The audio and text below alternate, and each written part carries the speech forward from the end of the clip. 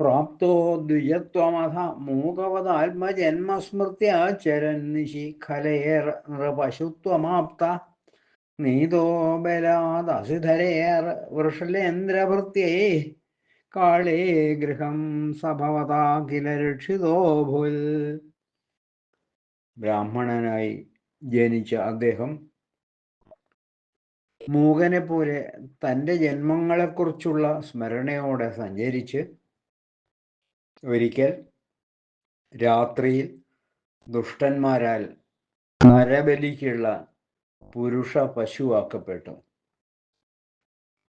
കയ്യിൽ വാളെടുത്തവരായ ആ വൃഷല രാജഭൃത്യന്മാരാൽ കാളീഗൃഹത്തിലേക്ക് നയിക്കപ്പെട്ട അദ്ദേഹം അങ്ങയാൽ രക്ഷിക്കപ്പെട്ടു പോയി. മൃഗശരീരം ഉപേക്ഷിച്ച ഭരതൻ പിന്നീട്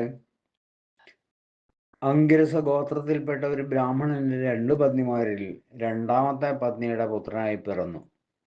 അദ്ദേഹം പൂർവജന്മസ്മരണ മൂലം ജഡനോ മൂകനോ എന്ന് തോന്നുമാറ് ആരുമായും ബന്ധമില്ലാതെ ദിവസങ്ങൾ തള്ളി നീക്കി.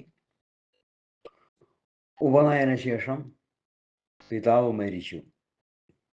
അമ്മ ഉടന്തടി ചാടി. രക്ഷിതാക്കളായ ജ്യേഷ്ഠന്മാരുടെ നിർദ്ദേശപ്രകാരം അദ്ദേഹം കൃഷിഭൂമിയിൽ രാത്രിയിൽ കാവൽക്കാരനായിരിക്കുമ്പോഴാണ് ഏതോ കാട്ടുജാതിക്കാരൻ്റെ ഭൃത്യന്മാർ അദ്ദേഹത്തെ കാളി ക്ഷേത്രത്തിലേക്ക് നരബലിക്കായി കൊണ്ടുപോയത്. അപ്പോൾ കരുണാവാരിധിയായ ശ്രീകൃഷ്ണ ഭഗവാൻ ആ ഭക്തനെ രക്ഷിച്ചു. ഭഗവാൻ ഭക്തനെ രക്ഷിച്ചത് എങ്ങനെയാണെന്ന് നമുക്ക് അടുത്ത ശ്ലോകത്തിൽ നിന്ന് ഗ്രഹിക്കാം. സർവത്ര ഗോവിന്ദനാമ സങ്കീർത്തനം ഗോവിന്ദ ഗോവിന്ദ.